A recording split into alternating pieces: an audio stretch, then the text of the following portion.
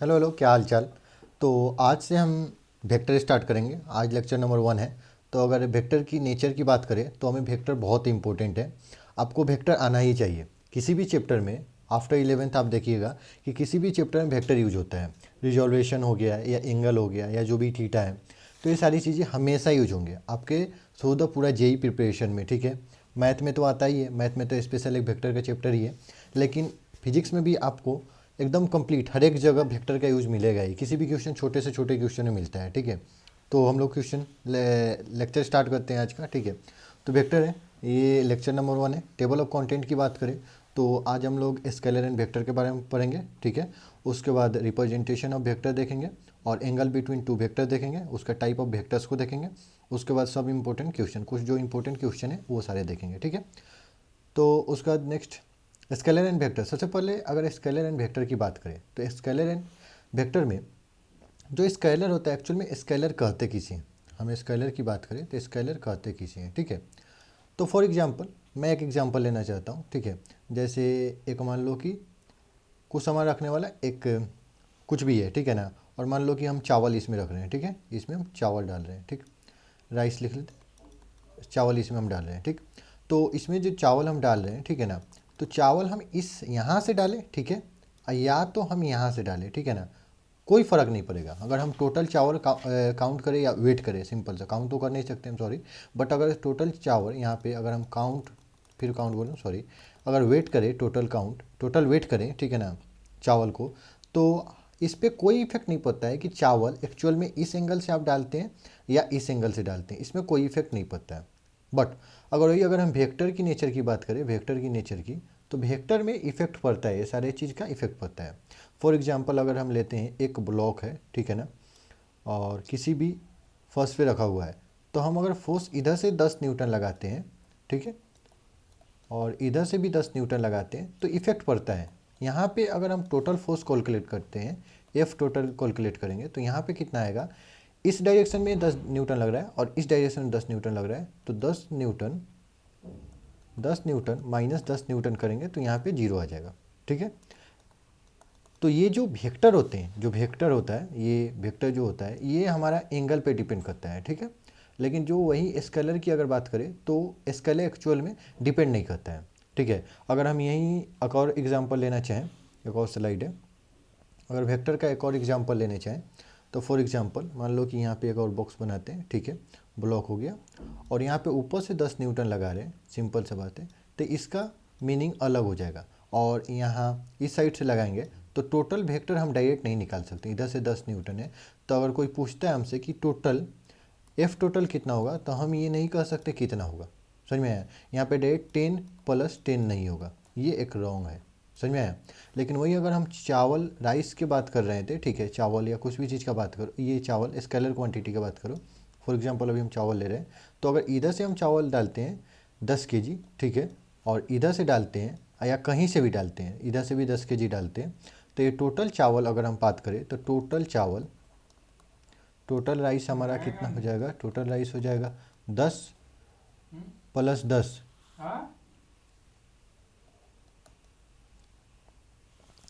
Call कर रहा है मेरे पास रिचार्ज था ना। तो वही यहाँ पे हम बात कर रहे थे कि जो एक्चुअल में राइस एक स्केलर क्वांटिटी है, तो इसको हम किसी भी एंगल पे डालते हैं, ठीक है ना, तो हमारे पास टोटल जो राइस आएंगे ना, यहाँ पे 10 + 10 = 20 ही आएगा। समझ में है, 20 kg। लेकिन वही जब हम फोर्स की अगर बात करेंगे, हम फोर्स की बात करें तो फोर्स में ऐसा नहीं होगा। समझ में आया, फोर्स में ऐसा नहीं होगा। फोर्स में बेसिकली वो डायरेक्शन, यानी फोर्स, इवन फोर्स एक वेक्टर क्वांटिटी है, तो इवन वेक्टर मतलब बस इसमें नहीं, फोर्स में नहीं, किसी भी अगर हम वेक्टर क्वांटिटी में लेंगे, ठीक है ना, तो उसमें ऐसा ही होगा। समझ में आया, कोई भी अगर हम ब्लॉक लेते हैं तो जो भी अगर इस एंगल से 10 न्यूटन का अगर हम फोर्स लगाएंगे तो उसका अलग होगा। समझ में आया। तो ये हमारा बेसिकली ये हुआ कि एक्चुअल में स्केलर और वेक्टर होता क्या है और स्केलर एंड वेक्टर पे क्या डिपेंड है, आगे हम सब चीज़ देखेंगे इसके बारे में। ठीक है, तो आगे अगर बात करें definition of scalar and vector की बात करें, तो देखो स्केलर क्वांटिटी किसे कहते हैं, those physical quantity which magnitude may have the direction but always follow scalar addition। समझ में आया? अब स्केलर एडिशन क्या होता है, जो मैं बता रहा था ना कि इधर डायरेक्शन से करो, मतलब इस डायरेक्शन से करो या इस डायरेक्शन से करो, कोई फर्क नहीं पड़ता, that is the called of scalar addition. Scalar addition direction से हमें मतलब नहीं है, टोटल हम जोड़े, बस टोटल से मतलब है, टोटल जोड़ेंगे A1 प्लस A2, मतलब ए टोटल निकलता है A1 plus A2 plus so on। For example अगर देखते हैं स्केलर को, डिस्टेंस हो गया, स्पीड हो गया, पावर हो गया, उसका तो वर्क, मास, टाइम हो गया, समझ में आया? और वहीं अगर हम वेक्टर क्वांटिटी की बात करें तो वेक्टर क्वांटिटी किसे कहते हैं, तो those physical quantity which is the magnitude as well as direction, okay, and follow the vector law of addition. समझ में आया? यहाँ पे स्केलर में क्या था, स्केलर में था कि डायरेक्शन हो या ना हो कोई दिक्कत नहीं, मे बी, मे, ठीक है ना, मे है, बट यहाँ पे कंपलसरी है कि एज वेल एज मैग्नीट्यूड के साथ आपका डायरेक्शन भी होना चाहिए, ठीक है, and follow the vector law of addition, ठीक है। अब वेक्टर लॉ ऑफ एडिशन क्या होता है, what is vector law of addition, देखो, तो vector law of addition, vector law of addition is dependent on the angle between two vector, angle between two vector, ये angle पे depend करता है। जैसे हम एक ब्लॉक लग रहे थे, एक ब्लॉक से इस डायरेक्शन से लगा रहे थे, जो भी डायरेक्शन से हम लगा रहे थे, तो देख रहे हो एंगल पे डिपेंड करता है। इधर से लगाओ तो ये, इधर से अगर लगाएंगे 10 न्यूटन तो टोटल दूसरा आएगा, इधर से लगाएंगे तो दूसरा आएगा, समझे? एग्जाम्पल की बात करें तो डिस्प्लेसमेंट हो गया, वेलोसिटी हो गया, एक्सेलरेशन हो गया, फोर्स हो गया, सो ऑन, समझ में आया? और नेक्स्ट आगे देखें टॉपिक, तो मोस्ट इंपॉर्टेंट कन्फ्यूजन, सबसे ज़्यादा कन्फ्यूजन 9th क्लास में, तो ये कन्फ्यूजन बहुत ज़्यादा होता है, ठीक है, जब हम स्केलर और वेक्टर नए नए पढ़ते हैं। तो देखो, जो मोस्ट इंपॉर्टेंट कन्फ्यूजन में होता है कि करंट क्या है, करंट बेसिकली करंट क्या है, जो करंट है हमारा एक्चुअल में, तो करंट है क्या, वेक्टर है या स्केलर, समझ में आया? तो देखो, हम सबसे पहले स्केलर और वेक्टर का डिफिनेशन पढ़ते हैं, उसके अकॉर्डिंग करेंगे, समझ में आया? फॉर एग्जांपल एक वायर हम ले लेते हैं, ठीक है, वायर ले ली, और यहाँ से मान लो कि हमारा 10 एम्पियर का करंट आ रहा है, ठीक है, और इस इधर से भी देखो तो इधर से 20 एम्पियर का करंट आ रहा है, ठीक है, और तो इस वायर में कितना करंट होगा ये बताओ, सिंपल सा बात है, सिंपल, कोई भी अगर पूछे तो सिंपल 10 प्लस 20 कितना होगा, यहाँ पे आ जाएगा 30 एम्पियर का करंट, आएगा कि नहीं आएगा ये बताओ? तो देखो, ये इसके एंगल पे डिपेंड नहीं करता है, ये एंगल पे डिपेंड नहीं करता है, हाँ है, डायरेक्शन इसके पास है कि इस डायरेक्शन में जाना है, इधर से आएगा, इस डायरेक्शन में जाएगा, डायरेक्शन है, लेकिन एंगल पे डिपेंड नहीं करता है, तो that is called scalar quantity, क्योंकि हम लोग डिफिनेशन ही क्या पढ़े, scalar quantity, those physical quantities which magnitude have direction but always follow the scalar addition. समझ में आया कि नहीं है, आया कि नहीं है बताओ, समझे कि नहीं समझे? तो देखो, इसको मिटा देने दो, हाँ, तो वही चीज़ है। और बात करें तो कन्फ्यूजन क्लियर होगा कि करंट एक्चुअल में स्केलर क्वांटिटी है, इसके पास डायरेक्शन है, कोई दिक्कत नहीं है, लेकिन vector law of addition follow नहीं करता है, ये scalar law of addition follow करता है, इसलिए एक्चुअल में स्केलर क्वांटिटी है, ओके।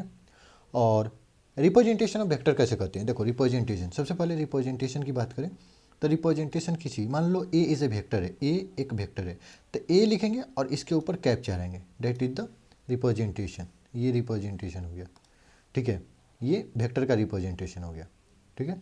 कोई भी मान लो कि लेट सपोज वेक्टर बी अगर लिखा हुआ है, वेक्टर बी, तो इसको रिप्रेजेंट कैसे करेंगे, बी और इसके माथे पे कैप लगा दो, ये वेक्टर बी हो गया। अगर वेक्टर सी है, वेक्टर सी, तो सी और इस पे कैप लगा दो, सिंपल, ये वेक्टर का रिप्रेजेंटेशन होता है। अगर तुम वेक्टर एक्स लिखना चाहते हो तो वेक्टर और एक्स, तो इस पे एक्स और इस पे बार लगा दो, सिंपल, ये हो गया वेक्टर का रिप्रेजेंटेशन, समझ में आया? तो एक वेक्टर के पास क्या क्या होता है, ठीक है, वेक्टर के पास क्या क्या होता है, तो वेक्टर के पास नेक्स्ट आगे स्लाइड नहीं है तो हम लोग यहीं करेंगे, ठीक है। वेक्टर के पास मैग्नीट्यूड और डायरेक्शन दोनों होता है। तो मान लो कि हम ए एक वेक्टर था, तो ए वेक्टर लिख रहे हैं, तो इसको, इसके पास मैग्नीट्यूड और डायरेक्शन है, तो देखो इसके मैग्नीट्यूड को कैसे लिखते हैं, वेक्टर इधर लिखते हैं, ये जो वेक्टर है ना, ये जो वेक्टर है, इसके मैग्नीट्यूड को इसको ये जो वेक्टर है लिख देते हैं और उसके बाद इसको बार से लगा देते हैं, ये हो गया मैग्नीट्यूड, इसका ये हो गया इसका मैग्नीट्यूड, सिंपल सा बात है। ये जो वेक्टर है इसको दोनों बार से लिख देंगे तो इसे मैग्नीट्यूड हो गया, ठीक है। और इसके डायरेक्शन को कैसे रिप्रेजेंट करते हैं, तो इसके डायरेक्शन को रिप्रेजेंट हम करते हैं, डायरेक्शन को ए कैप, ठीक है। ये ए वेक्टर है, ए वेक्टर के पास दो चीज़ें हैं, ये मैग्नीट्यूड है, डायरेक्शन है। मैग्नीट्यूड को रिप्रेजेंट कैसे करते हैं, ऐसे, और डायरेक्शन को रिप्रेजेंट कैसे करते हैं, डायरेक्शन को रिप्रेजेंट ऐसे करते हैं। तो अब ये वेक्टर को कंप्लीट तुमको लिखना होगा, तो कैसे लिखोगे, ए मैग्नीट्यूड, ए का मैग्नीट्यूड एंड ए का डायरेक्शन। समझ में आया कि नहीं आया, ये बताओ, समझ में आया कि नहीं आया, ये बताओ, समझ में आया कि नहीं आया। ये मैं क्यों यूज़ कर रहा हूँ, अपने पास तो फंक्शन है भाई, रुक जाओ मैं बताता हूँ। देखो,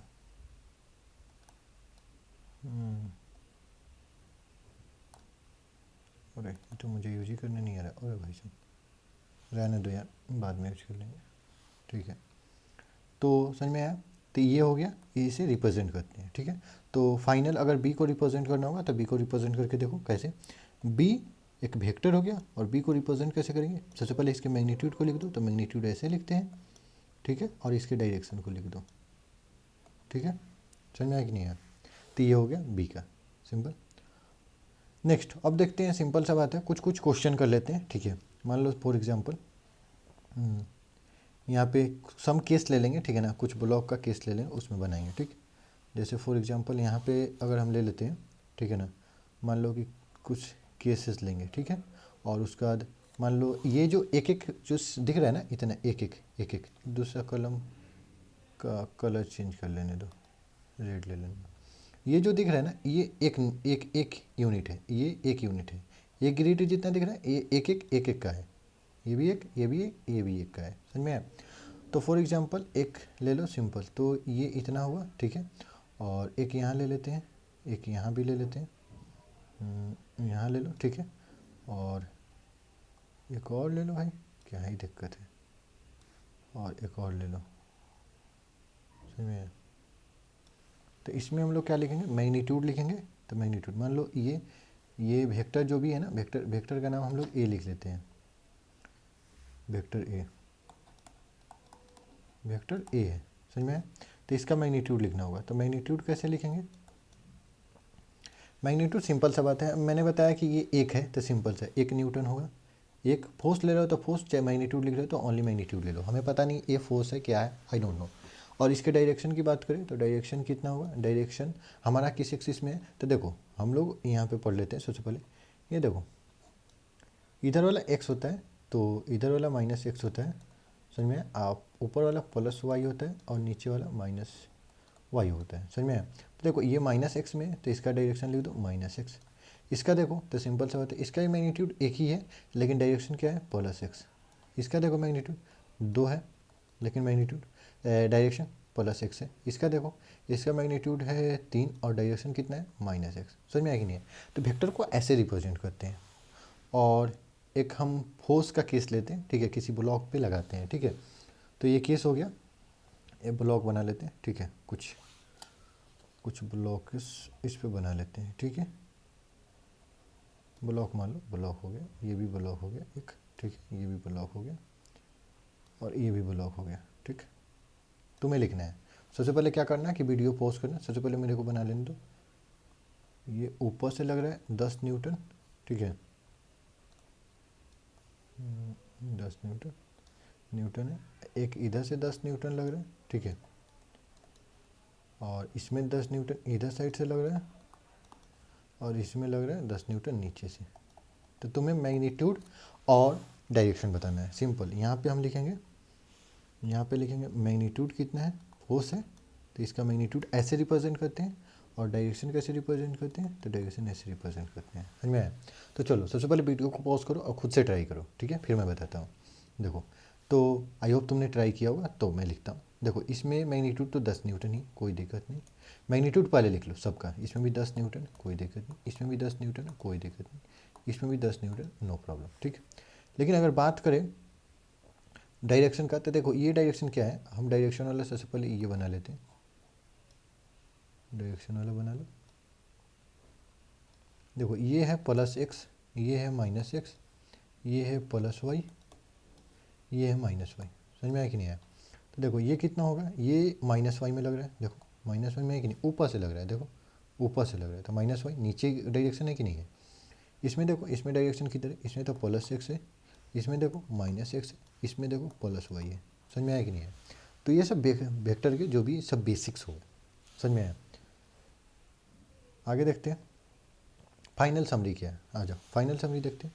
तो फाइनल समरी यही है कि कोई भी अगर मान लो let suppose A is a vector है, ठीक है ना, तो इसको रिप्रेजेंट कैसे करना है, तो ए का मैग्नीट्यूड ले लो, सिंपल सा बात है, और उसके बाद इसका एक डायरेक्शन। तो ये अपना फाइनल समरी हो गया। ठीक है, एक बार और ट्राई करके देखते हैं। वेट, ये जो इंसर्ट वाला है फंक्शन है अपने पास, एकदम वेरी गुड वेरी गुड। समझ में? तो ये फाइनल अपना समरी हुआ। ठीक है, आई थिंक रेड पेन से थोड़ा सा इस पर दिक्कत हो रहा है, तो मैं कलर चेंज कर लेता हूँ। ग्रीन सही दिखेगा आई होप। देख लेते हैं, ठीक ही दिख रहा है। और कुछ कलर चूज कर सकते हैं क्या?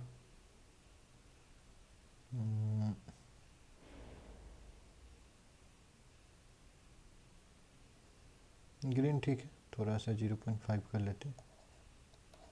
नहीं, 0.35 ठीक है, ठीक है, ये ज़्यादा अच्छा नहीं, ये सही है। ठीक है, तो ये अपना फाइनल समरी हो गया। तो वेक्टर क्या था अभी तक समझ में आया? वेक्टर के बेसिक्स हैं, बेसिक्स रूल पते होने चाहिए। ठीक, तो ये वेक्टर को रिप्रेजेंट करने का हो गया कि ये अपना जो है, ये अपना मैग्नीट्यूड हो गया, ये मैग्नीट्यूड हो गया, ये डायरेक्शन हो गया। ये क्या हुआ? मैग्नीट्यूड। मैग्नीट्यूड को रिप्रेजेंट ऐसे करते हैं, मैग्नीट्यूड, और ये हो गया अपना डायरेक्शन। समझ में आया कि नहीं है? उसके बाद एंगल बिटवीन टू वेक्टर्स। अब एंगल कैसे निकालते हैं? आ जाओ एंगल चेक करते हैं कैसे निकालते हैं। सिंपल सी बात है, हमें कुछ इसमें डायग्राम्स बनाने पड़ेंगे। ठीक है, तो आ जाओ बनाते हैं। फॉर एग्जांपल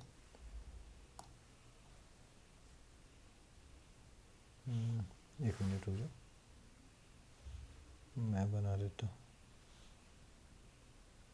फॉर एग्जांपल ये एक हो गया, ठीक है, और एक और चूज कर लेते हैं। ठीक है, ये एक हो गया, एक दो और बना लेते हैं।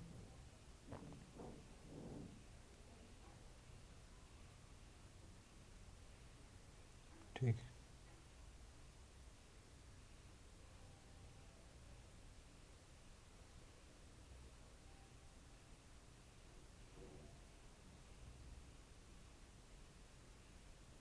ठीक है, ये दो चीज़ से समझने की कोशिश करते हैं।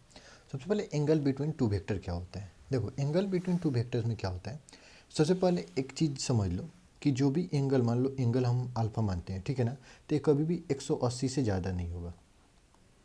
180 से ज़्यादा नहीं होगा, पहले चीज़ तो ये याद रख लो। सिंपल, अल्फ़ा जो होगा, मान लो इनके बीच का हम एंगल अल्फ़ा मानते हैं, ठीक है ना, मतलब एंगल बिटवीन, सॉरी यहाँ नहीं मान सकते, मिटा जाने दो इसको।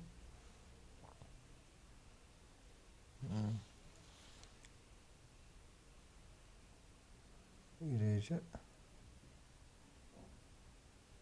ठीक। तो देखो समझो, कहने का मतलब है कि अल्फ़ा जो भी होगा, हम इसके बीच के एंगल, फिजिक्स में एंगल कैसे निकालते हैं सारा डिस्कशन करेंगे। ठीक है, देखो यहाँ पे हम लोग को सबसे पहले क्या होता है कि इनके जो इनिशियल पॉइंट्स हैं ना, इनको मिलाने पड़ते हैं। ये अल्फ़ा होगा, समझ में आया? तो अल्फ़ा मान लो लेट सपोज 30 डिग्री, तो ये 30 डिग्री होगा, ठीक है ना। और कोई अगर बोलता है, ठीक है ना, कोई बोलता है कि ये 60 डिग्री है, ठीक है, 60 डिग्री ले लेते हैं, लेने में मानना है, ठीक है। तो एंगल बिटवीन इन जो वेक्टर इसका दिया हुआ है, इसके बीच का एंगल कितना? 60 डिग्री नहीं। एक्चुअली फिजिक्स में क्या होता है कि जो ये एरो दिया है, डायरेक्शन है, ये डायरेक्शन है, तो जो ये इनिशियल टेल होता है ना, टेल टेल पॉइंट को सेम मिला के तब हम एंगल निकालते हैं। ये डायग्राम कैसे बनेगा देखो, ये तो ऐसे ही बनेगा, कोई दिक्कत नहीं, लेकिन ये जो पॉइंट है ना, देखो इधर आएगा। तो समझो ये अगर डॉट डॉट आगे हम बढ़ाते हैं तो टोटल 180 डिग्री होता है, तो 60 घटाओगे तो ये 120 डिग्री होगा। समझ में आया कि नहीं आया? तो फिजिक्स में क्या होते हैं कि हम जो ये इनिशियल पॉइंट बोलते हैं, कोई भी एक समरी में ये भी ले लेते हैं, रुक जाओ, ये फाइनल समरी में एक और ले लेते हैं, रुक जाओ। ये जो लाइन है ना, लाइन देखो, ये हो गया आपको वेक्टर का, इसे हेड बोलते हैं, और इसे वेक्टर का टेल बोलते हैं, ठीक है, समझ में आया? तो ये वेक्टर का हेड हो गया, ये वेक्टर का टेल हो गया, ठीक है। तो टेल टेल मिला के हम एंगल निकालते हैं, टेल टेल पॉइंट मिला के, ठीक है। फॉर एग्जांपल इसमें एक का हेड एक का टेल मिला तो ये नहीं होगा, समझ में? ये नहीं होगा। इसको सबसे पहले हम लोग अरेंज करेंगे उसका एंगल बताएंगे। अगर कोई बताता है फिजिक्स में कि इसके बीच का एंगल 60 डिग्री है तो रॉन्ग है, सिंपल। इसके एंगल का बीच कितना है, ये दोनों के वेक्टर के एंगल कितना है बीच का, 120 डिग्री है। समझ में आया। नेक्स्ट देखिए तो representation of vector, representation of vector ही चल रहा है, इक्विलेटरल ट्रायंगल। ठीक है चलो इक्विलेटरल ट्रायंगल, तो एक ट्रायंगल बना ही लेते हैं, सिंपल सा बात है। ट्रायंगल है हमारे पास, फैसिलिटी है, आ जाओ इक्विलेटरल ट्रायंगल बनाते हैं। कॉपी मार लेते हैं, एक कॉपी मार लो, पेस्ट सेट कर दो, ठीक है। चलो इधर समझो इक्विलेटरल ट्रायंगल हम लोग जो पढ़ रहे हैं, इधर हम लोग मैथ की बात करेंगे, इधर हम मैथ की बात करेंगे और इधर हम फिजिक्स की बात करेंगे। क्या डिफरेंस है, फिजिक्स फिजिक्स होगा, फिजिक्स, ठीक। मैं इसमें क्या होता है मैथ में, देखो मैथ में क्या होता है, इक्विलेटरल ट्रायंगल में सारे एंगल 60 डिग्री है, ये भी एंगल 60 डिग्री है, कोई दिक्कत नहीं, ये भी एंगल 60 डिग्री है। मान लो ये हो गया ए, ये हो गया बी, ये हो गया सी, ठीक है। तो angle between A B, angle between A B, angle between A B and B C equal to 60 degree हुआ। बाकी shown angle between B C and A C, ये भी 60 डिग्री होगा। और एंगल बिटवीन हमारा एक और कौन सा बचा, A C and A B A C and A B हो गया, ए बी बी सी हो गया, ए सी एंड ए बी नहीं हुआ है, ए सी एंड ए बी, इसके बीच का भी एंगल कितना होगा, 60 डिग्री होगा। समझ में आया। लेकिन अगर हम फिजिक्स में बात करें तो सबसे पहले डायरेक्शन हमें इम्पोर्टेंट है। ये डायरेक्शन हो गया, ये डायरेक्शन हो गया और ये डायरेक्शन हो गया, समझो। तो इक्विलेटरल ट्रायंगल है तो हमें तो पता है कि ये 60 डिग्री होगा, ये भी 60 डिग्री होगा, ये भी 60 डिग्री होगा। समझ में आया। लेकिन यहाँ पे जो फिजिक्स में है, फिजिक्स में angle between A and B 60 degree नहीं होगा। सबसे पहले समझो, ये ए था, ये लिख दो, ये बी है, बी लिख दो, ये सी लिख दो। समझ में आया। अगर हम निकालते हैं, sorry, angle between A B and B C में निकाले तो समझो A B and B C निकाल रहे हैं, तो देखो ए बी ये हो गया, तो समझो ए बी ये हो गया, ठीक है, ये भी हो गया। बी सी कहाँ है, तो बी सी ये है, तो बी सी ये है ना, तो सबसे पहले इनके ये जो टेल वाला पॉइंट है, टेल वाले पॉइंट को मिलाना पड़ेगा। तो इसको घसकाओगे इधर, तो देखो इधर आ गया, इधर एंगल 60 डिग्री था, इसको इधर रखोगे तो इधर एंगल कितना था, 60 डिग्री था, है कि नहीं है। ये है बी है और इसको सी को घसकाएं तो इधर आ गया बी सी, घसकाएं नहीं, एम सॉरी, यहाँ पे सी होगा और यहाँ पे बी होगा। समझ में आया। तो ये 60 डिग्री हुआ, तो यहाँ पे तुम्हारा कितना होगा, 120 डिग्री हुआ। समझ में आया कि नहीं है। तो यहाँ पे angle between A B and B C की बात करें तो तुम्हारा 120 डिग्री है, ना कि 60 डिग्री है। उसी तरह अगर बात करें बी सी एंड ए सी में, तो यहाँ भी 120 डिग्री है। करके देखो, बी सी यहाँ है और ए सी यहाँ पे, इसको जब आगे बढ़ाओगे, यहाँ से आगे बढ़ाओगे तो देखो ये एंगल आएगा, तो 120 डिग्री हुआ। समझ में आया कि नहीं है। उसी तरह ये इसमें एंगल ए सी और ए बी में देखे, उसमें भी ए सी और ए बी में देखोगे तो इसको आगे बढ़ाओगे, यहाँ से dot dot dot dot dot आगे बढ़ाओगे तो ये 120 डिग्री हुआ। समझ में आया कि नहीं आया। तो देखो ये फ़र्क है, ये एंगल उंगल का फ़र्क है। तो ये मैथ में अलग चलता है भाई, मैथ में अलग चलता है और फिजिक्स में अलग चलता है। समझ में आया कि नहीं है। वेक्टर में डायरेक्शन होना ज़रूरी है, समझे। ठीक, नेक्स्ट आगे बढ़ते हैं। क्या है, चलो एक क्वेश्चन दिया हुआ है, चलो ये सॉल्व करो। ये डायरेक्शन नहीं दिख रहा होगा, डायरेक्शन यहाँ पे दिया हुआ है, ये डायरेक्शन इसका है, ये डायरेक्शन ये है। सबसे पहले वीडियो को पॉज करो, खुद से सॉल्व करो। What is the angle between given figure. ठीक है, ये एंगल मैं लिख देता हूँ कितना है, ये तुम्हारा 60 डिग्री है। एंगल बताओ कितना है, एंगल इसके बीच का। आई होप तुम सॉल्व किए होगे। अगर तुम्हारा आंसर 60 डिग्री है तो गलत है। इसके बीच का एंगल क्या है, देखो इसका डायरेक्शन ये है, इसका डायरेक्शन ये है, हमें इनिशियल पॉइंट सेम मिलाना होता है। तो इसका इधर हुआ और ये जो इनिशियल पॉइंट को आगे बढ़ाओगे तो इधर जाएगा। समझ में आया। तो इधर डॉट डॉट इधर ये एंगल कितना 60 था, तो इधर कितना होगा 120 डिग्री, क्योंकि एक पूरा सिंपल से लाइन में 180 डिग्री होता है। तो 180 डिग्री माइनस 60 डिग्री 120 डिग्री। समझ में आया कि नहीं है। ठीक, और कुछ, what is the angle between vector A and vector B. ठीक है, vector A and vector B, ये हो गया वेक्टर ए और ये हो गया वेक्टर ए वेक्टर ए इसको मान लो, आई एम सॉरी, इसको मान लो वेक्टर ए और इसको मान लो वेक्टर बी। ठीक है, ये हटा दो,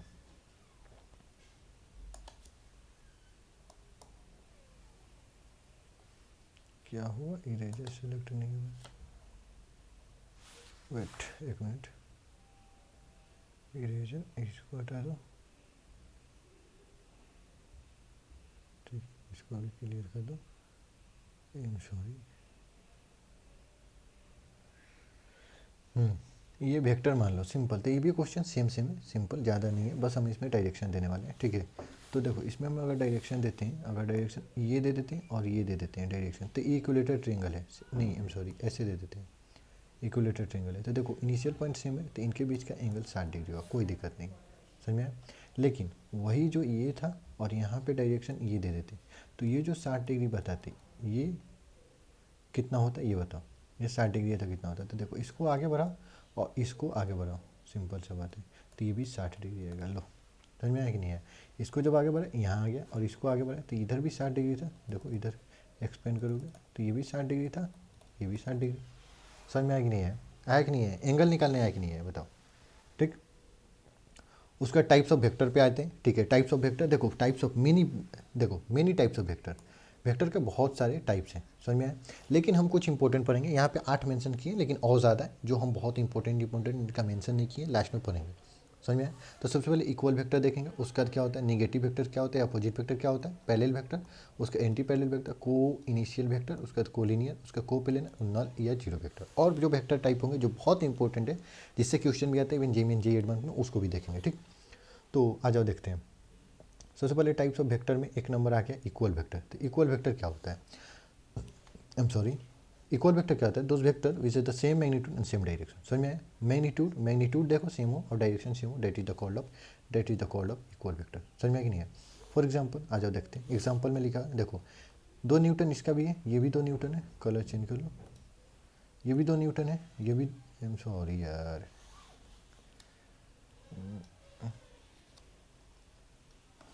ठीक है, हाँ देखो ये भी 2 न्यूटन है, ठीक है, और ये भी 2 न्यूटन है। तो पहला चीज़ तो मैग्नीट्यूड सेम है, पहला चीज़ तो मैग्नीट्यूड सेम है कि नहीं है। देखो उसका डायरेक्शन का देखो, तो डायरेक्शन दोनों का सेम है, तो that is the called of equal vector. इसमें देखो इसका भी तुम्हारा मैग्नीट्यूड, इसका मैग्नीट्यूड मान लो 10 न्यूटन है, इसका मैग्नीट्यूड मान लो 10 न्यूटन है, देखो सेम डायरेक्शन है, same direction, that is the called of equal vector. Equal vector होता ही है, मैग्नीट्यूड और direction same, that is the simple, simple सा बात है, सिंपल। एक रियल लाइफ एग्जाम्पल दो तो चप्पल, चप्पल का मैग्नीट्यूड, अगर तुम चप्पल 10 नंबर किनने जाते हो तो दोनों का 10 10 नंबर होगा, सिंपल सा बात है। तो वो दोनों का मैग्नीट्यूड तो सेम है, बस डायरेक्शन दोनों को एक सीधा रख दो तो वो भी हो गया इक्वल वेक्टर। बस चप्पल वेक्टर है सर, नहीं वेक्टर नहीं है, तो मतलब समझ में आया। लेकिन अगर चप्पल को अगर हम वेक्टर मानते हैं तो हो गया, ठीक है। ये देखो ये चीज़, ये मान लो 5 न्यूटन है, ठीक है, ये भी 5 न्यूटन है। और मैग्नीट्यूड देखो को और चीज़ बताते हैं, इसकी जो लेंथ है, इसकी जो लेंथ है दोनों सेम है, यानी मैग्नीट्यूड सेम होगा, और दोनों का सेम डायरेक्शन तो डायरेक्शन भी सेम। इसका मान लो ये दोनों मैग्नीट्यूड मान लो, दोनों का लेंथ सेम है तो मैग्नीट्यूड भी सेम होगा, तो लेंथ इसका मान लो 7 न्यूटन, अलग अलग मान लो यार, क्या दिक्कत है, और डायरेक्शन भी सेम है, तो that is the equal vector. Next आते हैं, नोट में लिखा हुआ है, सिंपल सा बात है। देखो ये मैग्नीट्यूड 5 न्यूटन है, ठीक है, इसका मैग्नीट्यूड 5 न्यूटन है, बट क्या ये इक्वल वेक्टर नहीं, डायरेक्शन सेम नहीं है। देखो इसका डायरेक्शन इधर है, इसका डायरेक्शन इधर ऊपर, ठीक है, तो इक्वल वेक्टर नहीं है, इक्वल वेक्टर नहीं है, ठीक है। ये इक्वल वेक्टर है नहीं, ये इसको मान लो 10 न्यूटन है, ठीक है, इसको मान लो 10 न्यूटन है, लेकिन डायरेक्शन देखो एंटी पैरेलल है, पैरेलल मतलब अपोजिट है, डायरेक्शन इसका इधर है, इसका डायरेक्शन इसे है, तो इक्वल वेक्टर है, इक्वल वेक्टर है नहीं, तो इक्वल वेक्टर नहीं है, इक्वल वेक्टर नहीं है, समझ में, इक्वल वेक्टर नहीं। तो नेक्स्ट देखते हैं, नेक्स्ट क्या है, निगेटिव या अपोजिट वेक्टर। तो निगेटिव या अपोजिट वेक्टर किसे बोलते हैं, तो those vector whose magnitude is same but direction opposite, opposite, समझ में। Negative or opposite vector, magnitude same होना चाहिए लेकिन डायरेक्शन अपोजिट होना चाहिए, उल्टा, इसका इधर तो इसका इधर, इसका ऊपर तो इसका नीचे, समझ में। आज एग्जाम्पल देखते हैं, यहाँ पे सिंपल से एग्जाम्पल देखेंगे।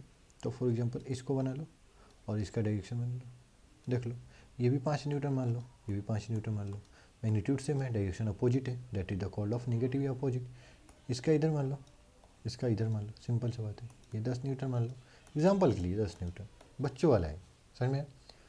अब नोट में देखो तो इस देखो लेंथ सेम नहीं ना है तो मैग्नीट्यूड सेम नहीं होगा। ये मान लो 5 न्यूटन हुआ तो ये 10 न्यूटन है, समझ में। एंटी पैरेलल अपोजिट है, हम मानते हैं उस चीज़ को हम मानते हैं, लेकिन सबसे पहले मैग्नीट्यूड सेम होना चाहिए। देखो सबसे पहले बात मैग्नीट्यूड सेम, ये भी इक्वल वेक्टर नहीं है, तो ये आई एम सॉरी, ये निगेटिव वेक्टर या अपोजिट वेक्टर निगेटिव वेक्टर नहीं है, ये भी निगेटिव वेक्टर नहीं है। समझ में आया कि नहीं है? नेक्स्ट देखते हैं पैरेलल वेक्टर। पैरेलल वेक्टर किसे कहते हैं? तो दोज वेक्टर उस मैग्नीट्यूड में very but direction is same. Parallel vector किसे बोलते हैं? मैग्नीट्यूड से हमें मतलब नहीं है, मैग्नीट्यूड से मतलब नहीं है, सिंपल सा बात है, लेकिन डायरेक्शन सेम होना चाहिए, ये डायरेक्शन सेम होना चाहिए। ये हो गया पैरेलल वेक्टर। और एग्जांपल ले लो, सेम भी अगर मैग्नीट्यूड होगा कोई दिक्कत, ये ले लो और ले लो, ये देख लो, ये देखो पैरेलल है, तो ये सब पैरेलल वेक्टर होगा। एंटी पैरेलल वेक्टर क्या होता है कि दोज वेक्टर उस मैग्नीट्यूड में very but direction is opposite. समझ में? इनमें भी मैग्नीट्यूड से हमें मतलब नहीं है, मतलब नहीं है, मैग्नीट्यूड से मतलब नहीं है, मैग्नीट्यूड की तरफ हम देखेंगे नहीं, मैग्नीट्यूड से मतलब नहीं है, मैग्नीट्यूड से मतलब नहीं है, ठीक है, मैग्नीट्यूड की तरफ हम देखेंगे ही नहीं। बट डायरेक्शन हमें क्या होना चाहिए? एंटी पैरेलल, मतलब इसका डायरेक्शन इधर तो इसका डायरेक्शन इधर। मैग्नीट्यूड क्या हम नहीं जानते, उससे हमें मतलब नहीं है, इसका इधर इसका इधर, समझ में? इसका इधर इसका इधर, समझ में? That is the called of anti parallel vector. समझ में? उसके बाद आगे को इनिशियल वेक्टर क्या होते हैं? तो देखो को इनिशियल वेक्टर कहते हैं those vector has same initial point. Initial point जो होते हैं, इनिशियल पॉइंट किसे बोलते हैं? ये जो वेक्टर ही बनाते हैं ना, इस पॉइंट को इनिशियल पॉइंट, इनिशियल या टेल पॉइंट बोलते हैं। समझ में? इसको क्या बोलते हैं? हेड या फाइनल पॉइंट बोलते हैं। समझ में?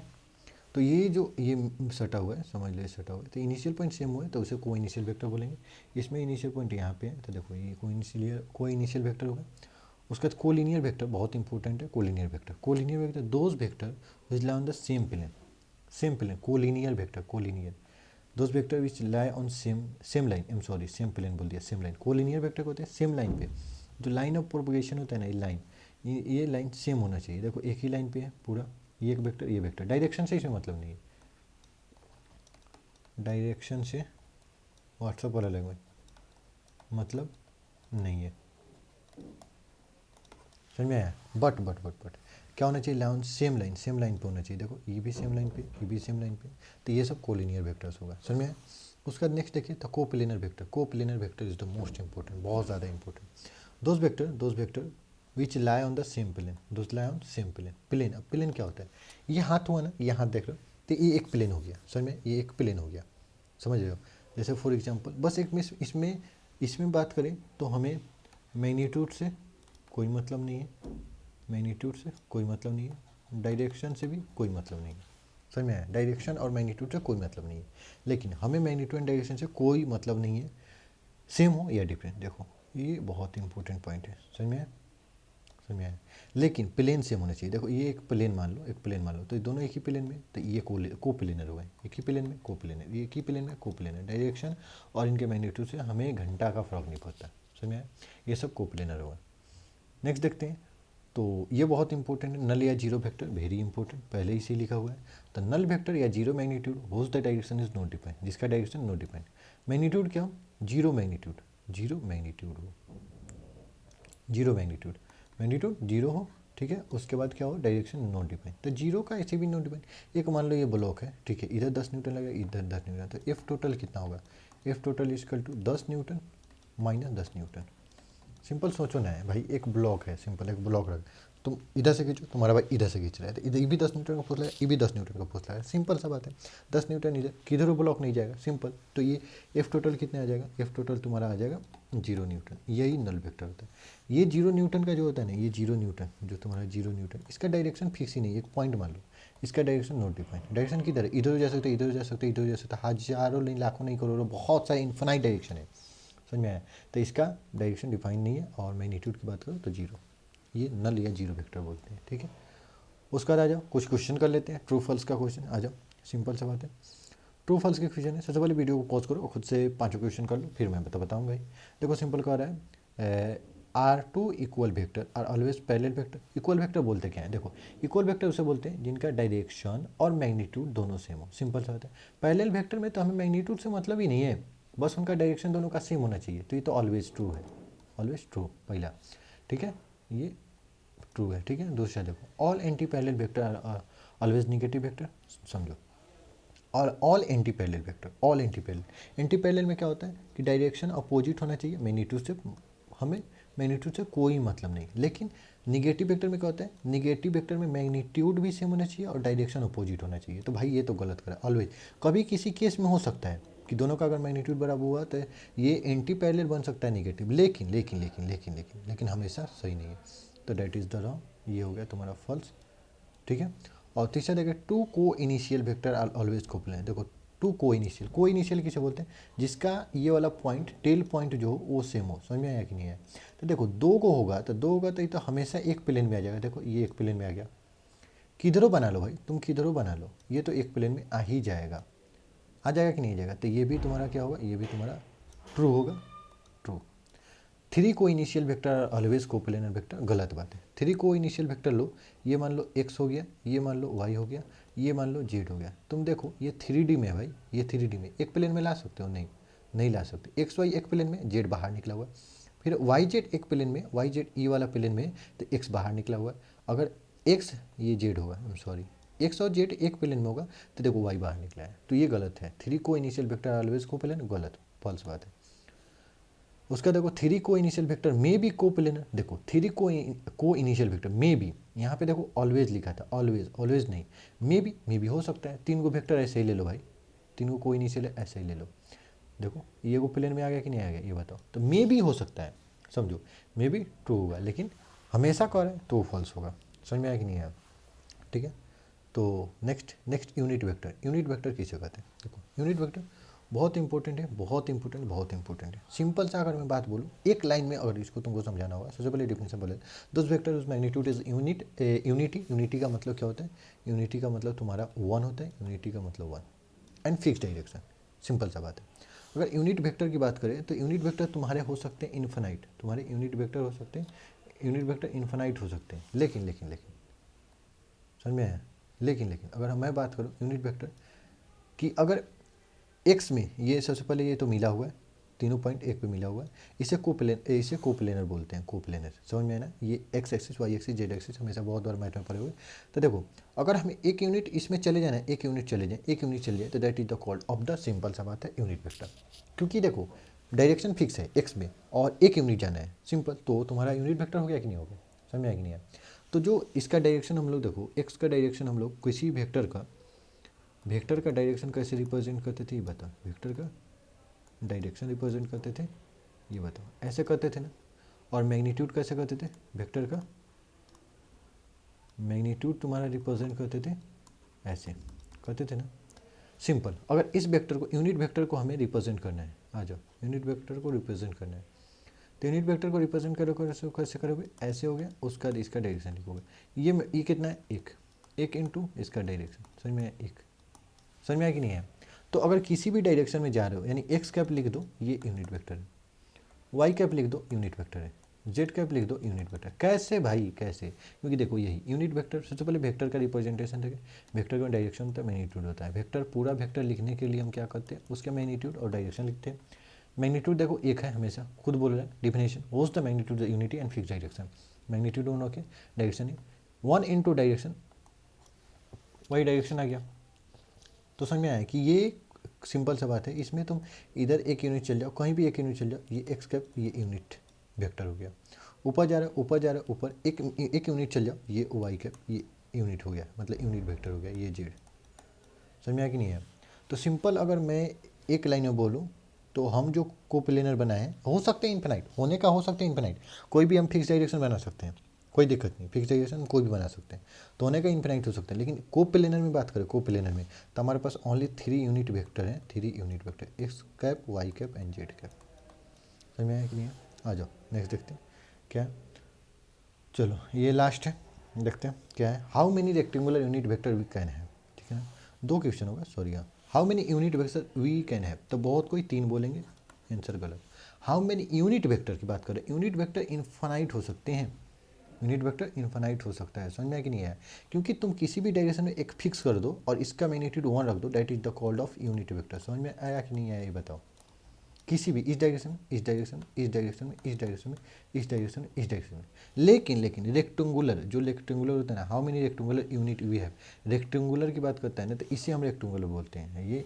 ये जो होता है, ये इसे हम रेक्टेंगुलर, आई थिंक इसके पहले कोप्लेनर बोल दिए थे, तो सॉरी, कोप्लेनर नहीं, रेक्टेंगुलर।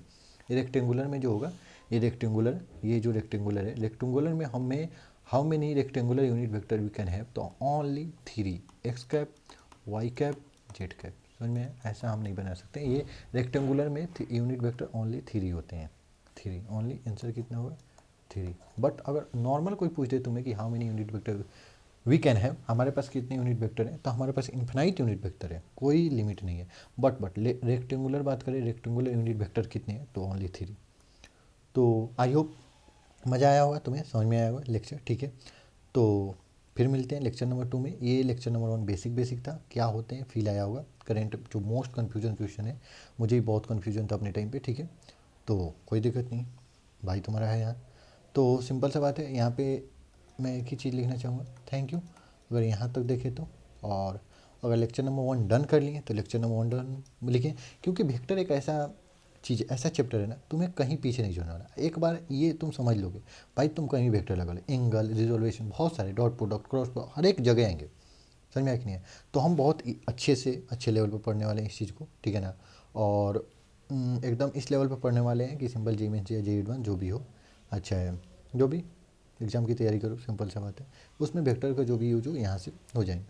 समझ में आया कि नहीं है? तो ठीक है, मिलते हैं, ओके बाय, मिलते हैं नेक्स्ट लेक्चर में। जय जय भारत।